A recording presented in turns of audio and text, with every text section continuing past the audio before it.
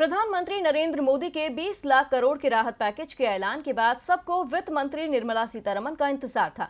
जब वित्त मंत्री मीडिया से मुखातिब हुई तो उन्होंने एमएसएमई सेक्टर को राहत देने के लिए 6 बड़े ऐलान भी किए, लेकिन सरकार के इस ऐलानों से एफआईएसएमई खुश नजर नहीं आ रहा है। आखिर क्या है एफआईएसएमई की नाराजगी की वजह, इस रिपोर्ट में देखिए। सरकार के राहत पैकेज की ओर उद्योग जगत टकटकी लगाए देख रहा था। एमएसएमई सेक्टर को सरकार से बड़ी उम्मीदें थी। वित्त मंत्री निर्मला सीतारमण ने राहत पैकेज की घोषणा के दौरान एमएसएमई को अर्थव्यवस्था की रीढ़ भी बताया और 6 बड़े ऐलान करते हुए मौजूदा मुसीबत से उबारने के लिए 3 लाख करोड़ रुपए का कोलेटरल फ्री लोन देने की भी घोषणा की। लेकिन सरकार का ऐलान एफआईएसएमई यानी federation of Indian micro small and medium enterprises को बिल्कुल भी पसंद नहीं आ रहा है। फेडरेशन ने इसे ऊंट के मुंह में जीरा बताया है।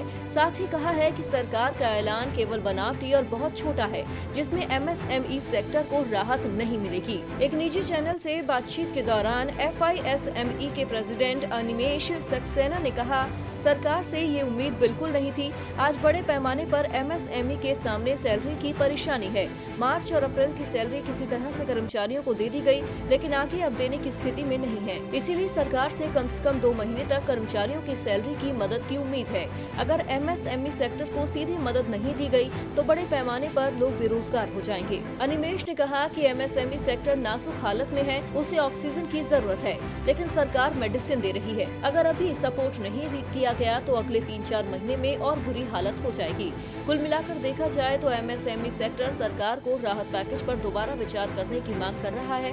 आपको बता दें कि एमएसएमई सेक्टर करीब 12 करोड़ लोगों को रोजगार देता है। ऐसे में देखना होगा कि एमएसएमई के लिए किए गए ऐलान पर सरकार दोबारा विचार करती है या नहीं, क्योंकि एमएसएमई सेक्टर की माने तो सरकार के राहत पैकेज से लोगों की नौकरियां बचती नहीं दिख रही हैं। डीबी लाइव की रिपोर्ट।